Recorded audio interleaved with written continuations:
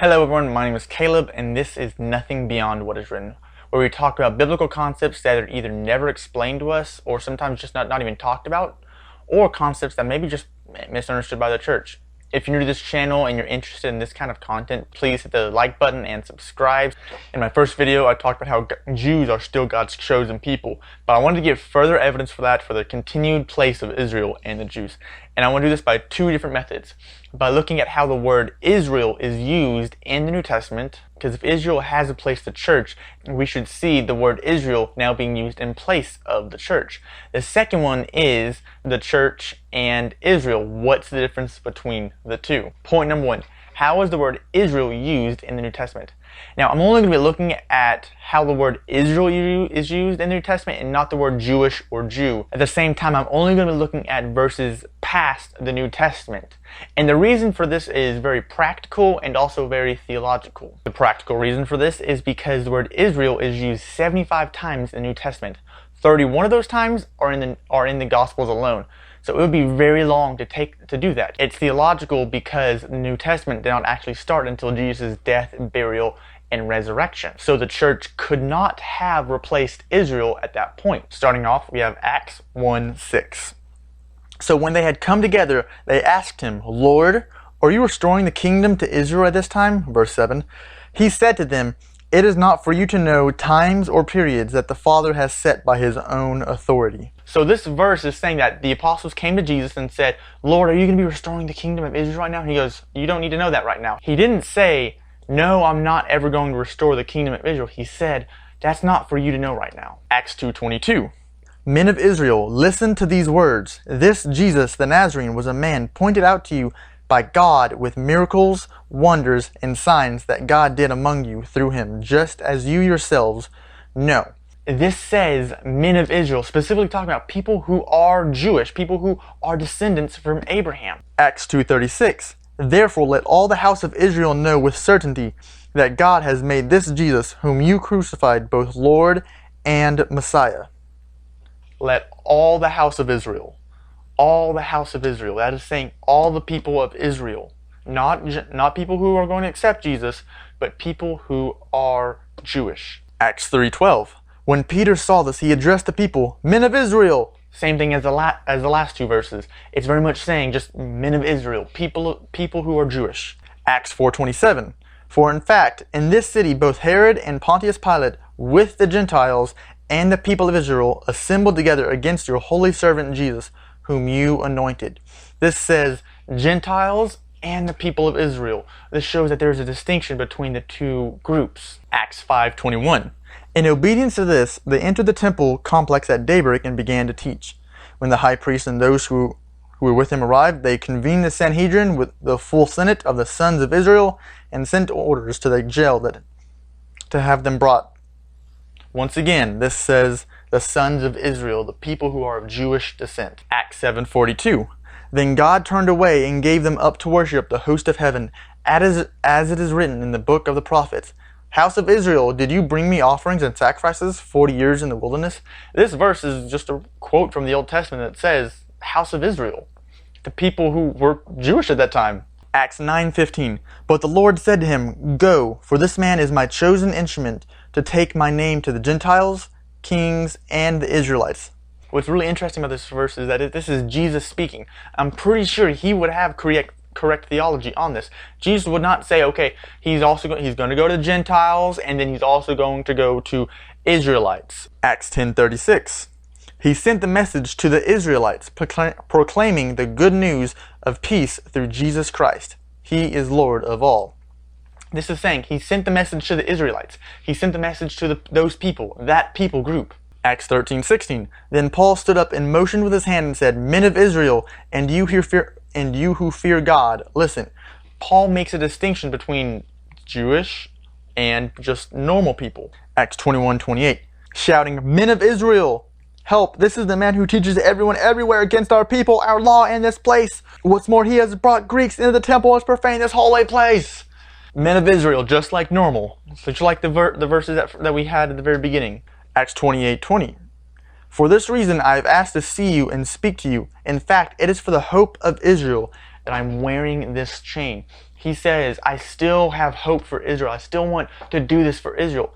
And this is kind of reflective of what he says in the book of Romans when he says, I would be forsaken if needed just so that everyone in Israel would be saved. Romans 11, 1 and 2. I ask then, has God rejected his people? Absolutely not. For I too am an Israelite, a descendant of Abraham from the tribe of Benjamin. You can go on to verse 2 that says, God has not rejected his people whom he foreknew. I used that verse a few weeks ago in that video, in my first video, but I still want to reiterate it. God has not rejected Israel. All right, now, point number 2, Israel and the church. What's the difference between the two of them? Now, the last verse that I actually want to cover, 4.1, also flows into my point number 2, so I'm going to go ahead and read that verse for you guys too. Ephesians 2, verse 12.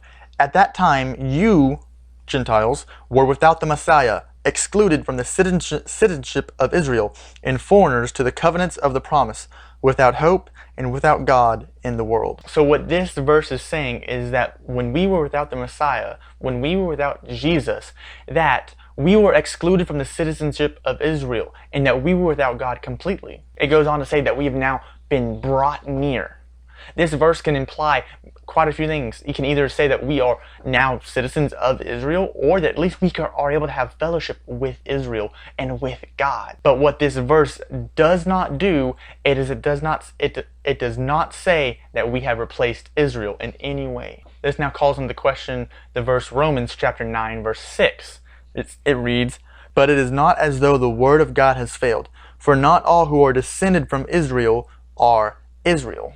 Many people take this to mean that that Jews who have not accepted Jesus are not even Jews, are not real Jews, are no longer Jews at all. But that's not at all what Paul is saying. The statement that Paul is trying to make is a little confusing, and the reason for this is because he uses the word Israel in two different ways. The statement that Paul makes is honestly worded a little weird, but let's break this down really quickly, okay?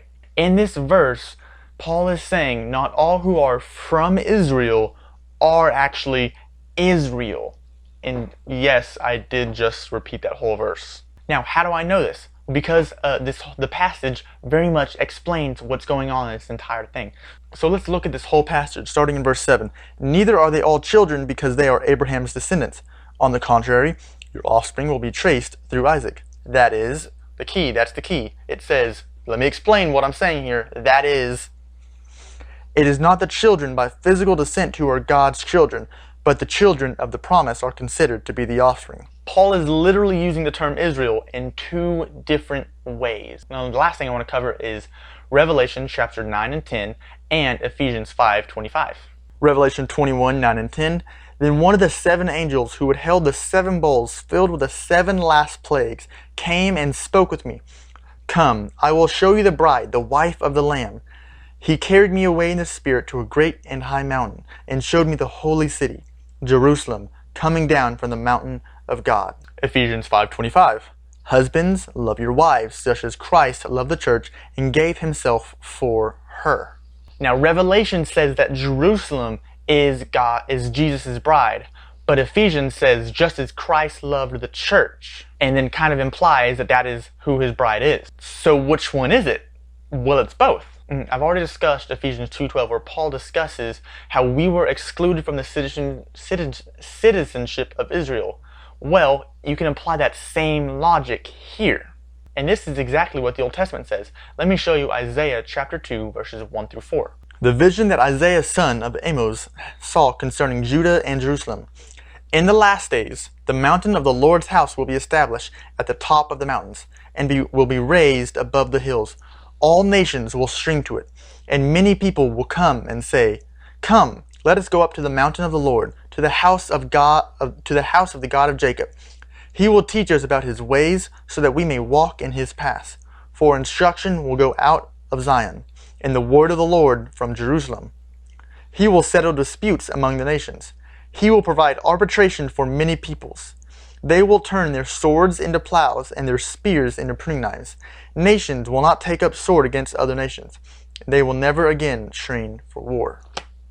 This verse says that there will be peace, there will be unity in all the nations of the world. Remember Ephesians 2:12? Go down to Ephesians 2:14. For he is our peace, who made both groups one and tore down the dividing wall of hostility in his flesh. Now, what is the one? The one is citizens of Israel. We have become a part of Israel because we've been grafted in, just like the book of Romans says. The Jewish identity still continues to this day. Alright everyone, that does it for today. If you like this video, please hit the like button and also hit the subscribe button while you're there. If you have anything you would like me to cover, you can either comment down below, or you can go to my Facebook page called Nothing Beyond What Is Written and ask there. I would love to cover some content that maybe y'all have any questions about. With nothing else to say, bye peoples.